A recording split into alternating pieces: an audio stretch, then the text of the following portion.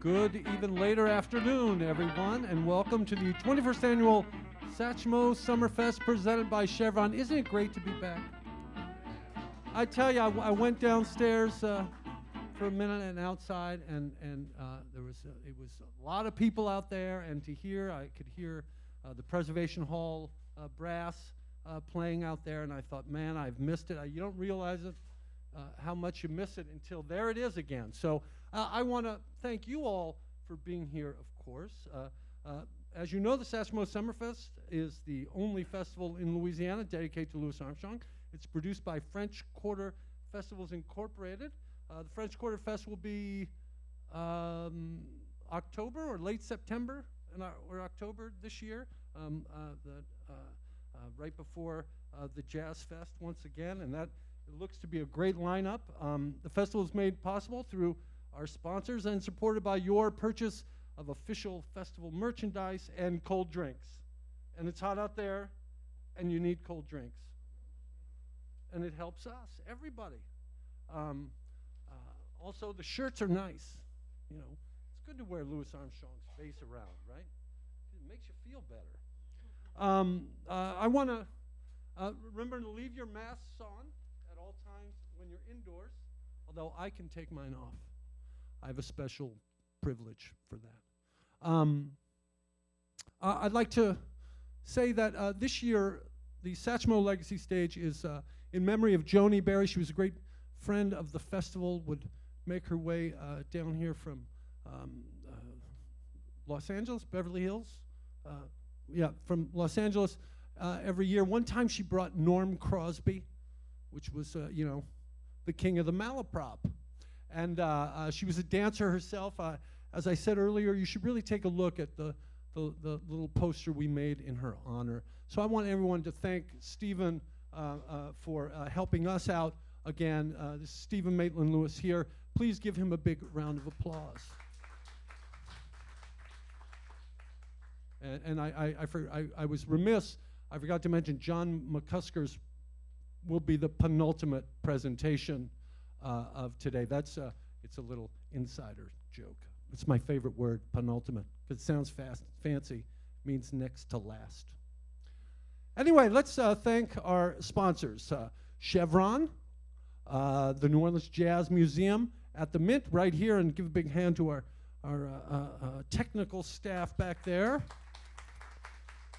As I mentioned, the Joseph K. and Inez Eichenbaum Foundation, Mr. Stephen Maitland-Lewis, who are sponsoring this stage in honor of Joni Berry. And also contributing supporters, the Ella Fitzgerald Charitable Foundation, Janice Folk, she's back there, give her a big hand. And Richie and Vicki Norigan, who you just heard about in the context of the boxed set Ricky talked about. And now we're going to have a little presentation on Louis Armstrong as Humanitarian, the Humanitarian, as you see there on the side. And it's going to be done by Robin Gabriel Parson and Harris Parson. They're going to go one after the other. I will begin by telling you that Robin Gabriel Parson was born in New Orleans and grew up in Algiers. Although they told me they met at Dillard University, where I teach. She graduated from the University of New Orleans in cultural studies, and she's been a leading contributor to the preservation of New Orleans jazz dance through the foundation, chiefly through a stage production, the New Orleans Jazz Jubilee. And just to point it out, it's JASS in that title. She is an artistic director of that group and a choreographer, and she is also an oral historian at the Evergreen Plantation, which is 50 miles upriver in Wallace, Louisiana. Please give a round of applause to Robin Gabriel Parson. But leading off this tag team match is Harris Parson, who is also a native of New Orleans. He grew up in Tremé, and while conducting research on New Orleans drumming traditions at Tulane, he was introduced to the Louis Armstrong Foundation Incorporated, and he is now its president and CEO. He is a graduate of the Art Institute of Atlanta.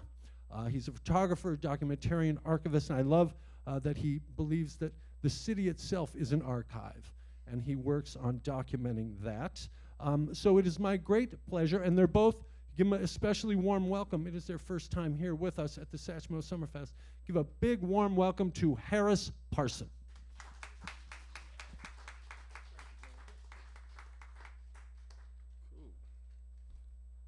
Wow. How's everyone doing today? Good, good, good. If this is your first time in the city of New Orleans, I would like to say welcome to the birthplace of jazz, home to Louis Armstrong, Sidney Bechet, and Congo Square. If this is not your first time here, I would like to say welcome back. And what took you so long? But before I get started, I would like to do a little housekeeping and thanking a few people who helped make our presence here possible today. And the first person is Melissa Weber. We met Melissa Weber roughly maybe 4 years ago at Tulane University Hogan Jazz Archives, and we had a very detailed conversation about issues of jazz and preservation. The second person that I would like to thank, you've probably seen her running around all day. Her name is Sabrina Kutea. She's the coordinator, and she's the one who put all of this together for both the speakers and the audience. And the last person that I would like to thank is Greg Lombausi. He is the current curator of the New Orleans Jazz Museum. Now, before we get started, I would like to do a couple of other things. And this moment here is kind of like a full circle moment for myself and the Louis Armstrong Foundation. For it was here in 1987 that we began doing the work of organizing the archives, the farmer exhibit that was here for a very long time. We organized that, as well as some other things. We would do programs here. In this very room, this is where we would hold our jazz clinics, and we would invite school systems throughout the state of Louisiana here to witness and partake. Now, hello? Oh, okay. Now, when Louis Armstrong left New Orleans in 1922 to join Papa Joe in Chicago, he would never return to live here. But Mr. Armstrong never forgot.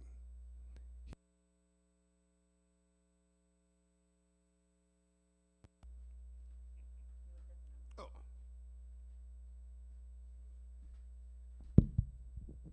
Okay. So, can everyone hear me pretty good? All right, cool. I feel better speaking without the mic. But Mr. Armstrong, when he left in 1922, he never returned to live here, but he never forgot those who helped cross him over. These people and the places that he called home would stay in his heart throughout his life.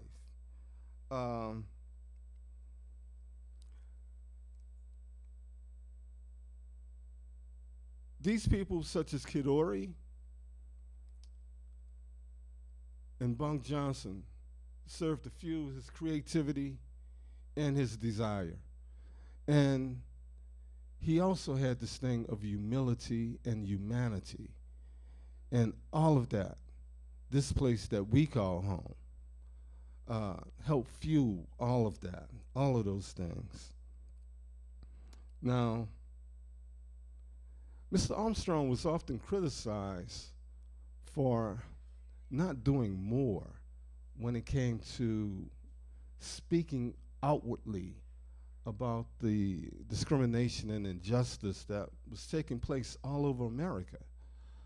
But as early as 1929, Mr. Armstrong would record Black and Blue, where he asked the question, what did I do to feel so black and blue? Originally, this song was one that was written by Fats Waller. It was a comedic take on a black woman's perspective on being black in America. But Mr. Armstrong rearranged a few words, and the focus went to what we all were suffering here in America. He approached it from a mental, a physical, and a more spiritual level. And he would re-release this song several times throughout his illustrious career. Now, Mr. Armstrong, although he never returned home to live, he did return in 1931 to pay tribute to the very institution that helped to save his life. It gave him structure, it gave him order that he really didn't have as a young child coming up, and that's how he ended up at the boys' home, firing off a gun for New Year's Eve. But when he came back, let's see, boom, boom, bam, bada boom. And this is not cool. Okay, cool. You are the man. So, when Mr. Armstrong came back, he went to the boys' home to pay a visit. And he paid a visit to the Colored Waste Boys' home. It served as a safe haven for Mr. Armstrong and many youth between the early 20th century, I should say, giving them the much needed help that they so desperately needed. Captain Jones, Mrs. Jones, and Mr. Peter Davis all fueled Mr. Armstrong's desire to become a musician. The same year, Mr. Armstrong did what so many black entertainers and white entertainers did. They adopted baseball teams. And Mr. Armstrong's, from his perspective, he adopted a Negro League baseball team by the name of the Raggedy Nine. The team he equipped with, from head to toe, brand new uniforms, all the equipment they needed. And unfortunately, the team hardly ever won a game after that because they were in fear of dirtying their new uniforms. But by 1939, both the tragedy and pain that was taking place throughout America had begun to affect other black entertainers. And Billie Holiday would soon release her famous Strange Fruit that spoke of the disparities that black Americans were facing. By 1957, the once quiet Louis Armstrong felt the need to speak out, and he did. But over the years, Louis Armstrong and a host of other black entertainers would contribute to fight segregation in Jim Crow America, and they did so royally. While you had some entertainers that were more vocal and more visible, Mr. Armstrong chose to do what he did best: play music, sing beautiful melodies, and create music that would make you think. he never wanted to allow his political views to interfere with his jobs, his money, or his life.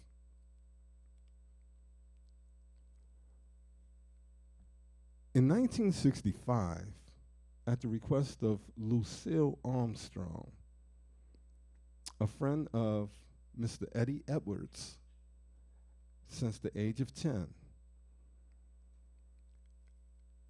insisted that we do something to honor her husband here in New Orleans. In 1985, we created the Louis Armstrong Foundation Incorporated, located here. This was our first home. Our mission was very simple: to keep the name, life story, and humanitarian contributions of Mr. Armstrong alive for present and future generations to draw inspiration from.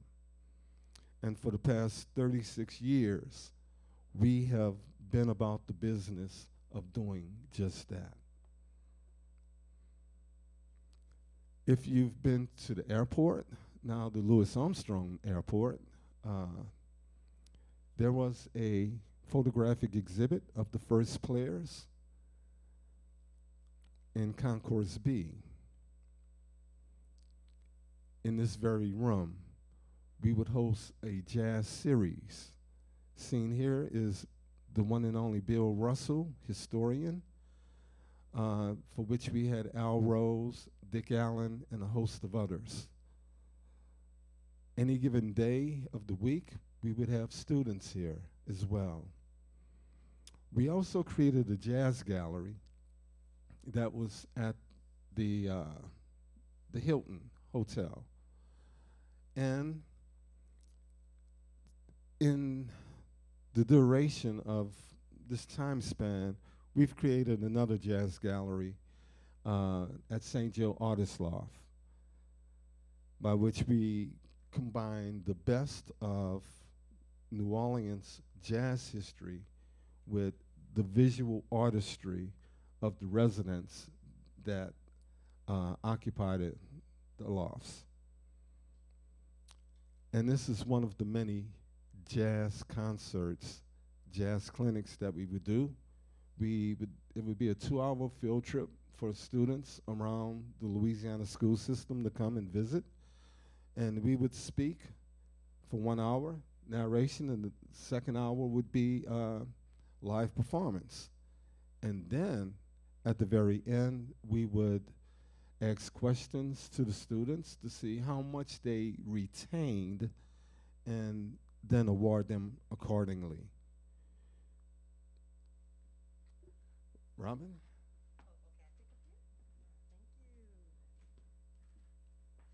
Hello, everyone. So I'm going to pick up here, and I'm going to talk a little more about the achievements. I am Robin Gabriel Parson, and before I get into the story and how I was involved in the foundation, I want to first say I'm a native here. My grandmother is a Choctaw Indian. My great-grandfather is a German Jew on my mother's side. On my father's side, our family came in 1800 from Saint-Domingue. They resided along the River Road, Thibodaux, Houma, Boutie. And with that said, my grandfather, God bless him, he's not here, he died at 95.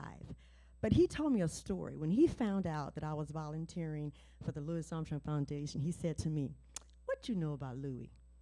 And I'm like, well, I'm studying and researching. He said, "Let me tell you about Louis." Now, this has come from the old people, and this is how you get your stories. He said to me, "You know, Louis used to come to Boutie all the time, and he would play in these little juke joints, and we would have the time of our life. Because many times you didn't hear about Louis going to the country where he came from. He came from Boutie. He came from the people. And that's what we represent here at the Louis Armstrong Foundation.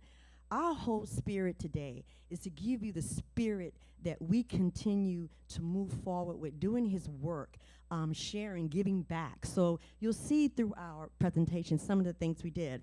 Now, when I started the foundation, I was researching. I was researching dance in New Orleans because I wanted to know about, this Congo Square, why this spirit of jazz was such a movement in 1895, what was going on.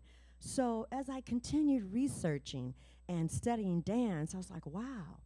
So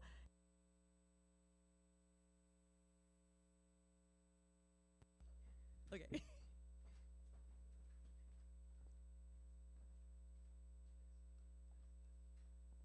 Testing. Okay, I think we got it. Just pick up that one. So, with that said, my interest was more about the jazz dance movement. Because people talk about the jazz, but they never talk about the women that dance to jazz. Because look, jazz was made to dance during that period in time. Now, people got up and danced, but who danced the more? The women. The men would come to the dances for the women. So I wanted to know, what was that movement? Why was the women so into that? But during that time, because we were coming out of that Victorian age, women wanted to be free. They were cutting their hairs, the flappers was coming about. It was all about freedom. So that was my journey, my research. So through my research, Mr. Eddie Edwards, who was the president, allowed me to bring my talent and create a program, a dance program around the Louis Armstrong Foundation. And that's exactly what we did. We would take community children, bring them to City Park. We didn't have a studio. We was working with what we had.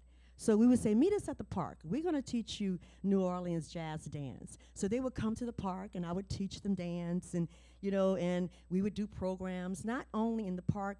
We would do programs at the recreation centers. We did school programs, art centers. So that's kind of where my role played was I'm going to teach dance with the jazz music. So as time went on, I was able to choreograph a jazz jubilee. This was done in 2018. We just got back to the city because we were in Atlanta.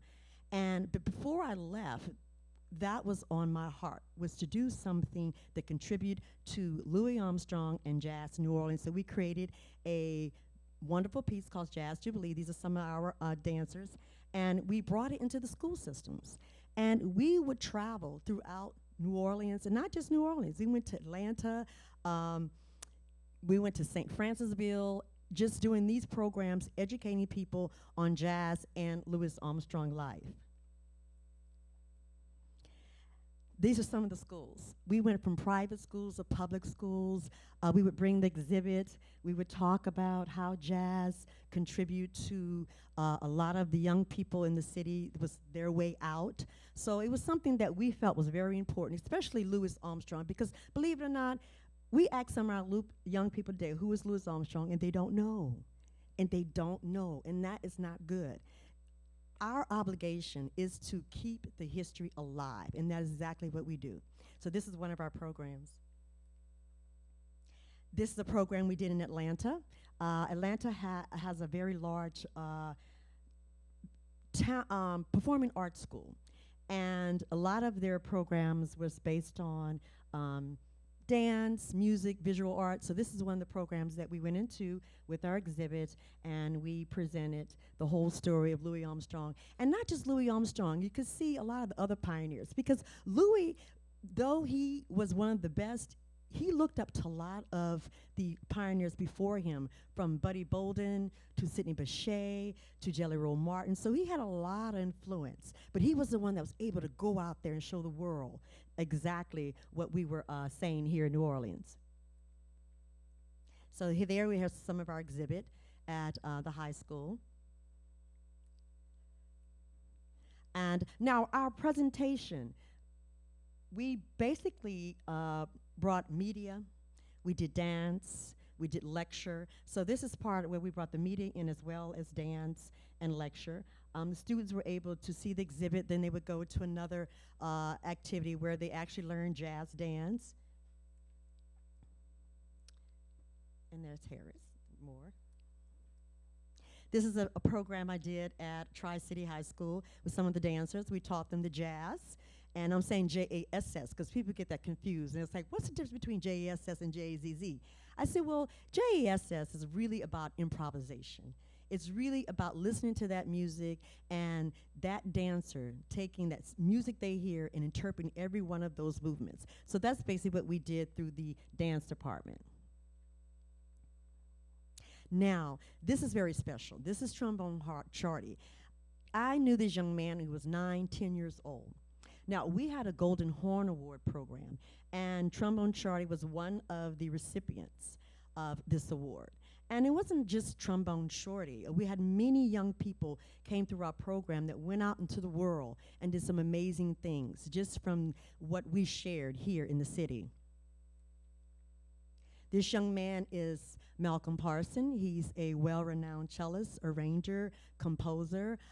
He lived in New York, but now he's back in the city. He's in the audience. I don't want to point him out because he's like, don't do that to me.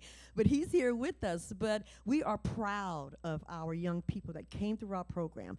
Many of these students that came, we were able to donate instruments to them. We had a wonderful relationship with a Japan Foundation. And every year they would come and they would donate instruments to us. And we would go to the schools, McDonald 28. A lot of the schools are not there today, but we would go to those schools and we actually would give them those instruments. So we were able to fuel our young people and give them the tools they needed in order for them to be successful. So this is Malcolm Parson, one of our recipients as well. Now, I'm showing y'all this because I have to say, and Harris said it before, we've come full circle. I don't know if we look the same, but that's me. But we came full circle, and we're very proud of our work that we've done with the foundation here in New Orleans. Presently, because of COVID, we're at rest, but we want to be able to breathe life back into that foundation because it's very important. Nonprofits are very, when it comes to funding, it's an issue. But we as a couple, we felt that this cause was too important to just wait on funding. So we would get out there ourselves as the people, and we would actually fund a lot of the programs ourselves to make sure the children were getting the history. So this kind of gives you a sense of our full circle, where we were and where we are now. And we just want to thank, again, all of the people who we stood on their shoulders. There was many historians that we talked to in our early days that are no longer here. They're no longer here. They're all gone, from Al Rose to even Don Marquis to Mr. Edwards, who was the president of this foundation. All of them have gone on to a better place. And I just feel here, me as an oral historian, my husband as a oral historian as well, we have an obligation, and our obligation is to continue the mission and the message. Now, presently, we are here in the city. We came back in 2018. We have a tour company called Tour by NOLA, and through our company, we are still preserving, promoting, and propagating jazz. We have a jazz tour. So please, before you leave, if you want to know anything about our tour, please ask us. We're here. We meet people all the time. We start our tour at the Armstrong Park so everyone can get an understanding of who this person was and why it's important that we preserve this history. So our tour starts at Armstrong Park, and we take you throughout the city in reference to areas where jazz was played. There's an area called Jazz Alley, if you're not familiar with, from Basin all the way up through where Storyville is, all the way to Buddy Bolden's house. So there's a lot of history around the jazz. So with that said, just to give you a sense of how we are continuing the efforts and the spirit of Louis Armstrong, I hope you were able to grasp what we're sharing. Our website is up there. If you have any questions, please, we're here to answer any questions. Right now, we're up for any cues, and anybody have any questions or anything they want to know about what we're doing, we are here. Yeah, if anyone has a question, I have a microphone. Just raise your hand. I have a comment. Is the foundation that you reference with the instruments, is that the one run by Yoshio Toyama? Yes. The Wonderful World Foundation. Yoshio used to come. Yeah, give Yoshio a big hand. Yes, yes. This is one of the few Satchmo Summerfest where he's not performing, and his band is something. They're all wearing the beautiful suits, matching suits like the All-Stars did, and he couldn't make it this year, but that was the foundation that Yes. you referenced about the instruments. Yes, yes, yes. So again, thank you, everyone. Thank Greg for inviting us, and Sabrina and Melissa for asking us to come. We quietly do our work here in the city, but we are here. We are here. We're keeping his life story, music alive through our programs. We visit schools all over. As we mentioned, it is an issue with budgeting, but when we talk with our schools and we say to them, look, we just want the students to really understand the importance of jazz history, and not just jazz history, but just the art form. It's the only art form that contribute to world culture. So that is very important to us, and that's what we actually do, and that's our whole message. So thank y'all very much, and enjoy the city, enjoy the festival. Hold up. And as far as what the foundation is doing right now, going into the future, we're presently creating a virtual curriculum that will be able to extend from beyond the borders of Louisiana and New Orleans, so that students could grasp, learn the history, the story, and the humanitarian contributions of Mr. Armstrong. When Louis left in '22, that move would create a tidal wave. Look, Louis would go on for 50 years, for the next 50 years, and become one of the greatest musicians this city has ever known. That move, when he left to Journey Oliver, proved that jazz could be a way out of low income, no income, poverty conditions. Jazz is the great equalizer, as what Frederick Douglass once said education was. Jazz to musicians, jazz to humankind, the great equalizer.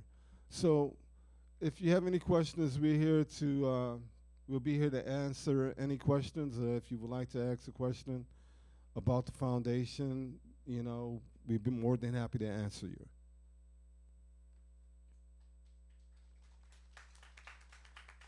Okay, Robin and Harris Parson, give them a big hand of applause.